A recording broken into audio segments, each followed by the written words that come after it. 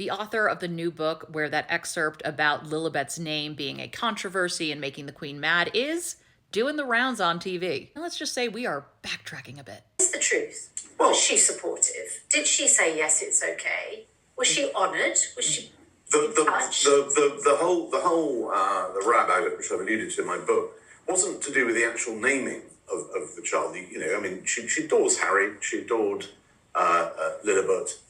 It was the way it was handled. It was the fact that she was presented as having given her blessing for something that had already been presented as a fait accompli.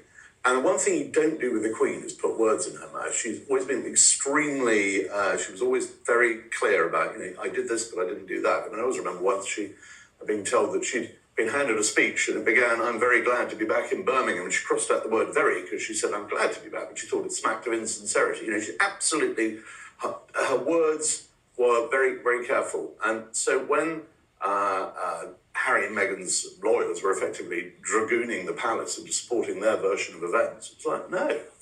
Before I talk about it, I briefly want to discuss serialization of books. This is my general understanding of how newspapers and magazines serialize books. In this case, the Daily Mail has exclusivity rights to the serialization, which means any other article from another outlet that discusses this is going to refer back to the Daily Mail. Depending on the book, you might have several different outlets vying to have exclusive rights. And that's because with a highly anticipated book, this sort of thing is a moneymaker. The Daily Mail and the publisher of this new book are thrilled by the fact that this is dominating the news cycle. But as many people said, why is this the focus when it's a royal biography on Charles III? Isn't that not really giving us insight into what this book is about? Correct, and it doesn't matter. The outlet decides what excerpt they want to focus on. I'm not sure how much, if any, role the author or the publisher has in this process. Harry and Meghan bring in clicks. People love negative articles about them. This is catnip for other royal journalists. This is exactly the kind of thing that's going to catch people's attention. Back to that interview. The author is trying to make it clear that the Queen wasn't upset by the nickname. She was upset by the process. Because this is supposed to make the Queen look good. Because of course she wasn't upset about the nickname. She was flattered. If this is true, it still makes everyone look petty as hell. I don't know if non-working royals have to get permission from the Queen when naming their children, but I find it incredibly hard to believe that Harry wouldn't have asked his grandmother first. I feel like at best, perhaps Prince Harry said something like, we'd like to name our daughter Lilibet. We want to name our daughter Lilibet. And the Queen was like, oh, that's so lovely. Thank you, Harold. But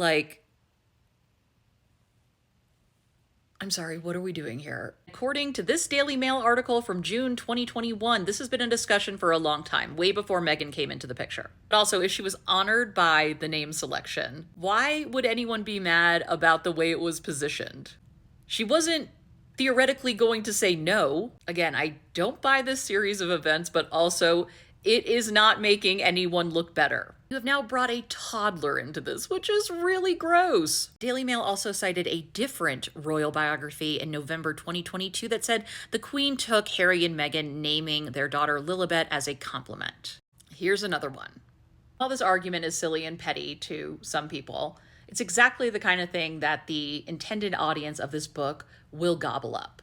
It is designed to elicit exquisite anger out of older generations and people who are pro-monarchists. Very interesting, though, when we choose to believe books about the royal family. Everything is stupid.